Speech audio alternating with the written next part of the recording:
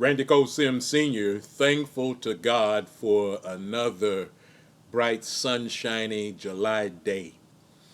I have the opportunity and thought that before we get started with the activities of the day, that I would take out some time as the thought came to my mind.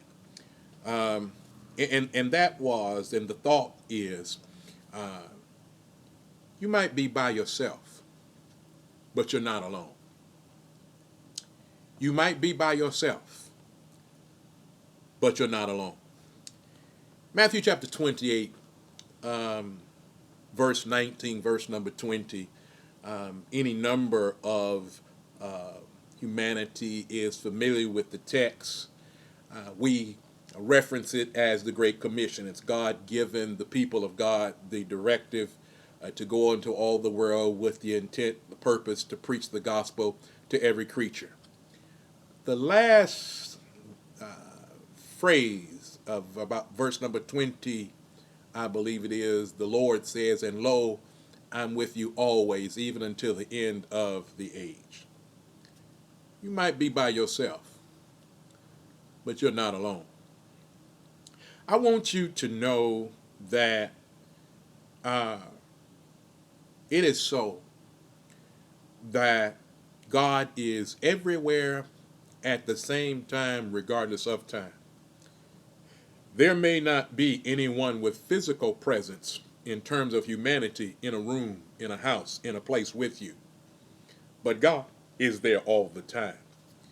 And I thought someone might need to know that and be reminded perhaps of the same, so that you don't feel to the point of discouragement and frustration, the place that it takes us to an ugly mental or ugly emotional place when we feel like we're by ourselves. Times and circumstances that we might feel like nobody's really concerned or nobody cares. The pandemic has put us in a position that loved ones, for the welfare and the concern of their loved ones, find themselves not going by, not stopping, not talking, not interacting in a physical kind of way, and that out of a sense of safety for the welfare of those whom we love. So although you might be by yourself, you are not alone. God is. He always was, and he always will be. So if there's anyone that's there with you, God is. Don't ever forget that. Those times when you feel like you don't have anyone to talk to, what better time to talk to God? To the Philippians, Paul would suggest that we ought to pray without ceasing, that we ought to pray all the time, pray always. Talk to God always. Talk to God in those times when you feel like you're alone. Talk to God in those times when you feel like you by yourself. Talk to God when you feel like don't nobody care. It's our fervent prayer, our desire that God would sustain, God would keep, and that he would put you in a strong mental and emotional place to know that the God that brought you in the world in the first place is the one that will sustain. Finally, as I've had opportunity on other occasions to suggest,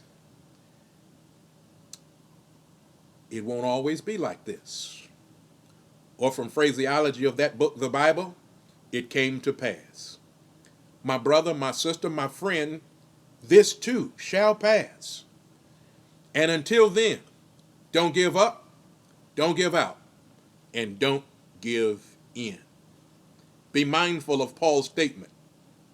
Let us not grow weary in well-doing, for we shall reap if we faint not. God bless and keep is always our humble prayer.